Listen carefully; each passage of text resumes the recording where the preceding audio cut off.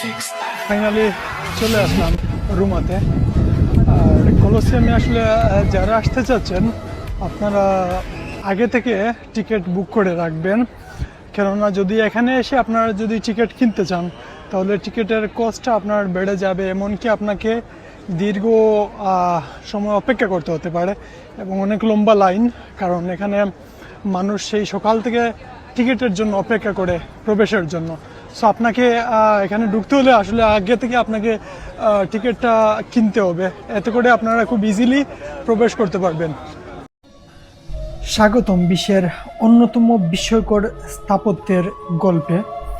আজ আমরা ভ্রমণ করব ইতালির রাজধানী রোমের সবচেয়ে আকর্ষণীয় এবং পৃথিবীর সপ্তাশ্চর্যের একটি রোমের কলোসিয়াম।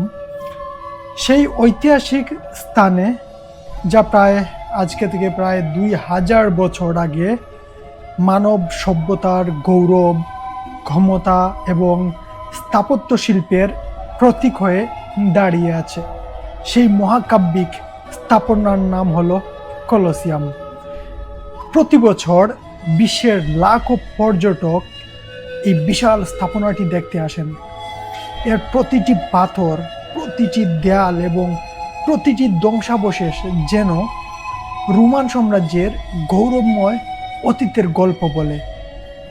সো আমরা যদি কলোসিয়ামের জন্ম এবং সূচনা নিয়ে আলোচনা করতে চাই, আমাদেরকে ফিরে যেতে হবে প্রায় 1950 বছর আগের সেই সময়টাতে। তখন 72 খ্রিস্টাব্দে রোমান সম্রাট ভেসপাসিয়ান কলোসিয়ামের নির্মাণ কাজ শুরু করেন এবং পরবর্তীতে তার পুত্র টিটাস 80 খ্রিস্টাব্দে, অর্থাৎ নির্মাণ কাজ শুরু হওয়ার প্রায় 8 বছর পরে সেটা সম্পন্ন করেন। তৎকালীন সময়ে এটি ছিল বিশ্বের সবচেয়ে বড় এমফি থিয়েটার। এর বিশালতা আসলে এতটা বড় ছিল বা এতটা বিশাল ছিল, প্রায় একসাথে 50,000 থেকে 80,000 দর্শক একসঙ্গে বসে এখানে বিভিন্ন রকমের অনুষ্ঠান লাইক স্পোর্টস, খেলাধুলা এগুলো উপভোগ করতে পারতেন। এই যে জায়গা, আমি আসলে প্রায় 5 নম্বর ফ্লোরে আছি, কিন্তু এর চেয়েও উপরে আর ওঠা সম্ভব না, যেখানে আসলে একসাথে 50,000 দর্শক এখানে বসে খেলা দেখতো।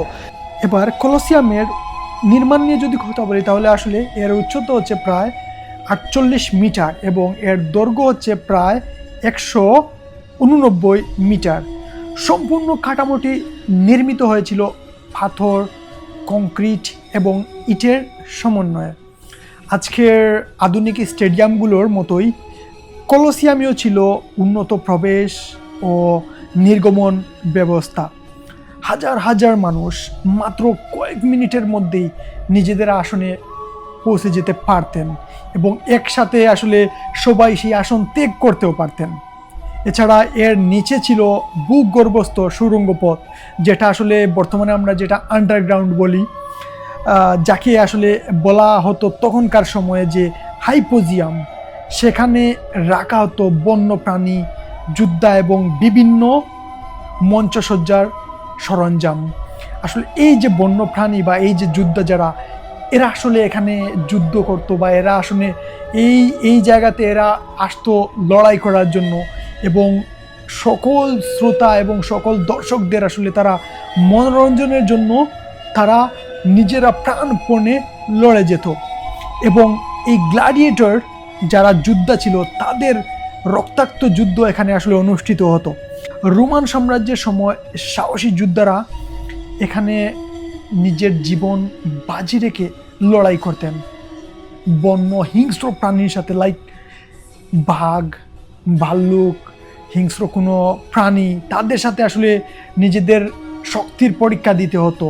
সিংহের সাথে, বাঘের সাথে নিজেদেরকে লড়াই করে শ্রেষ্ঠ বীর হিসেবে নিজেদেরকে প্রমাণ করতে হতো।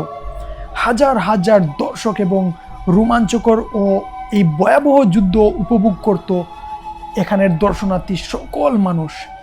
এবং সেই সময়ে যে বা যারা আসলে এখানে বিজয়ী হতো তাদেরকে আসলে পুরো এই শহরের মধ্যে তাদের একটা অন্যরকম একটা খ্যাতি ছিল এবং তাদেরকে আসলে বীর হিসেবে তাদেরকে বরণ করা হতো।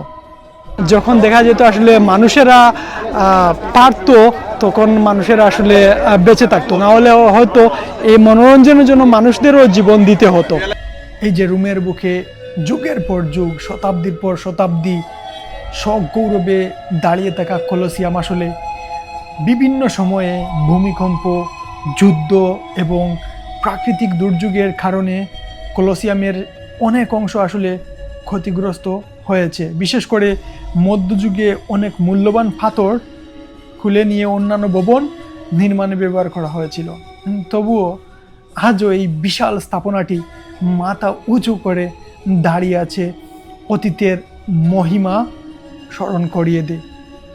বর্তমানে এই কলোসিয়াম বিশ্বের অন্যতম জনপ্রিয় পর্যটন কেন্দ্র এবং এটি আসলে ইউনেস্কো কর্তৃক স্বীকৃত বিশ্ব ঐতিহ্য তালিকার অংশ এবং মানব ইতিহাসের অন্যতম মূল্যবান স্থাপত্য নিদর্শন। দিনের আলোতে যেমন এটি অসাধারণ সুন্দর দেখার, ঠিক তেমনি রাতের আলোকসজ্জায় কলোসিয়াম যেন আসলে ইতিহাসে এক জ্বলন্ত মুকুটে পরিণত হয়।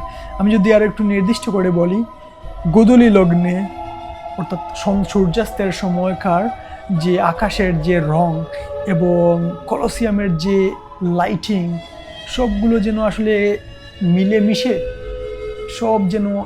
মিলেমিশে একাকার হয়ে যায়। এটা আসলে কলোসিয়ামের সৌন্দর্যকে আরও অনেক গুণ বাড়িয়ে দেয়। সর্বোপরি এই কলোসিয়াম হচ্ছে আসলে ইতালিয়ান এবং রোমান সাম্রাজ্যের অন্যতম গৌরবের একটা প্রতীক, যা আসলে এখনও তাদেরকে মনে করিয়ে দিয়ে একসময় তাদের গৌরবময় একটা ইতিহাস ছিল, যা রোমানদের অস্তিত্ব, রোমানদের পরিচয় বহন করে। ভালো থাকবেন সবাই। সালাম আলাইকুম।